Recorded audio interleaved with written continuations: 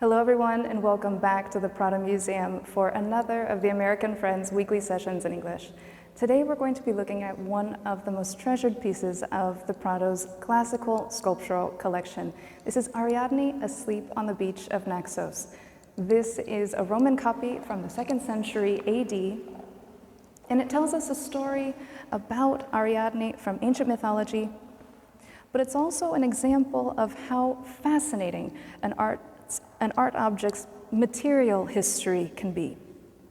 But before we can dive into the details, let's talk about who Ariadne was. So Ariadne was a heroine, meaning that she was the daughter of a mortal person and a god or a goddess. And in this case, she was the daughter of the king of Crete, of Minos, and the goddess Pasiphae. And at the time that the myth is set, Crete was a really powerful force in the Mediterranean, economically and politically, and Athens was under its control. And because of that, Athens every year had to send a tribute of a number of young people, male and female, as a sacrifice to the Minotaur in the labyrinth in Crete. And the mythical labyrinth in Crete was underneath the palace of Naxos. Now we know today that the palace of Naxos, which had this really complex labyrinth-like layout, probably was the inspiration for that labyrinth. And one year, the prince in Athens, Theseus, decides that he is going to offer himself as one of these volunteers and go to Crete with the intention of killing the Minotaur to end with this tradition. So he goes to Crete, and when he arrives there, Ariadne sees him and she falls in love with him and decides to betray her family and help him survive. So when he goes into the labyrinth, she helps him and she gives him a golden ball of yarn. And with that ball of yarn, he was able to navigate the labyrinth, find his way in, kill the Minotaur, and then find his way back out again. After he killed the Minotaur, then the two fled Crete together, heading towards Athens. And on the way to Athens, they stop in Naxos, on the island of Naxos. And this is where the story takes a tragic turn. For a reason that people are still debating today, Theseus leaves Ariadne on the island. It could be that he really forgot her there, and it could be that he had some sort of divine command from Athena because she wasn't one of their own and that he had to leave her there. And so when Ariadne sees that she's been left, she falls asleep on the beach, absolutely heartbroken, absolutely destroyed and exhausted. And this is the image that we have of her, this moment of her being exhausted, being in despair, and absolutely vulnerable. But eventually she's found on the beach of Naxos by Dionysus. And we also have an image of Dionysus here in this room.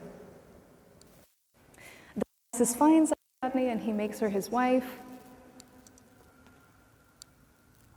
And eventually he turns the crown of Ariadne into a constellation, which is the constellation today, Corona Borealis.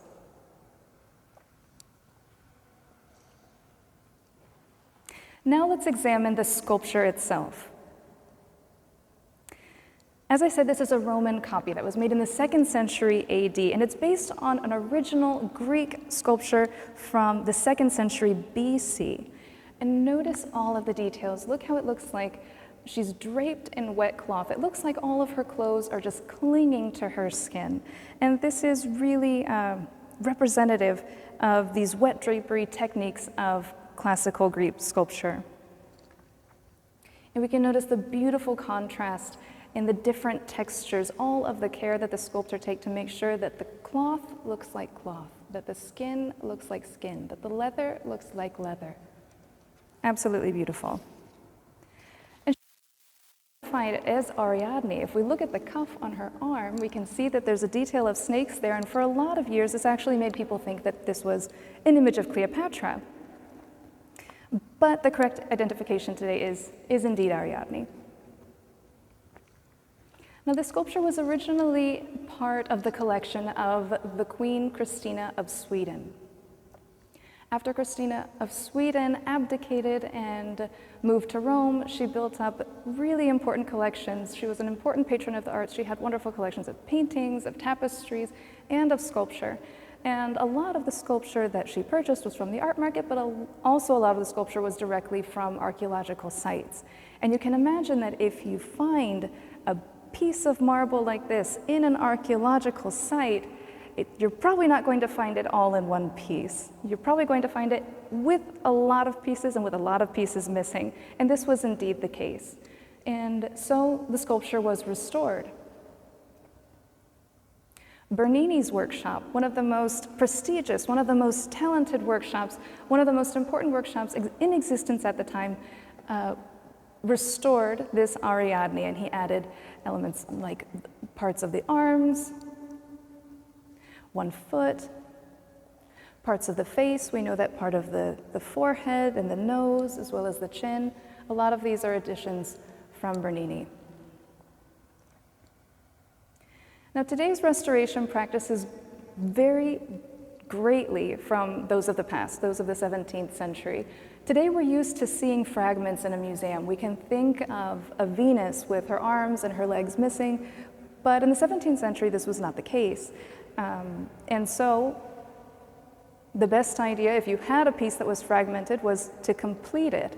And so they hired the best sculptors to complete it, the most talented, the most prestigious workshops, to find the best material, the best marble to complete the sculpture, to understand it as one whole piece. This is not what we would do with Ariadne if we found her in an excavation site today, but following the criteria of the time, this was an excellent restoration.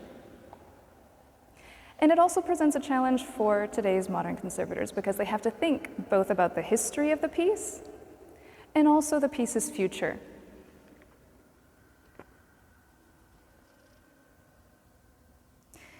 And for this reason, the conservation team at the Prado always makes sure that their restorations meet two really important criteria. Everything has to be reversible, and everything has to be visible.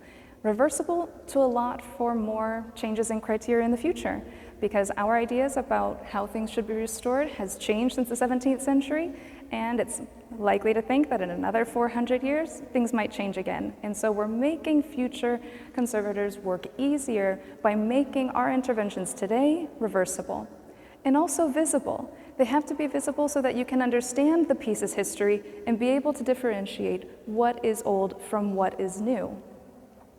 And so how did they do this? Well, they had a really subtle method of bringing together the different pieces, uniting the different fragments of the sculpture, and bringing them together with a really subtle method, hiding that union in a way that allows us to appreciate the unity of the piece, but also is distinguishable. And the way they've done that is by adding little bits of pointillism, these teeny tiny little dots that if you get close you can see indicate where these interventions have taken place. It's a wonderful way to both respect the sculpture's history and also allow us to appreciate it in all of its unity. Now, today we understand that those 17th century restorations really form part of the piece's history. They serve as a document of art restoration and appreciation of a different time. And they really add value to the sculpture in their own right. And thanks to the work of conservationists, they were able to be retained and add to the richness and the cultural value of Ariadne. It's a piece that is layered with artistic creation, with myth, with material history, and proof of just how behind so many works in museums, there are all of these great stories that are hiding just below the surface. And I have to say, I really have only scratched the surface here with Ariadne. There is so much more that you can learn about the fascinating restoration on our website. There are conferences and videos with the conservator who worked on this piece, Sonia Tortajada, so I really invite you to go and learn more about that. Thank you for joining me again today, and we'll see you here again next Wednesday.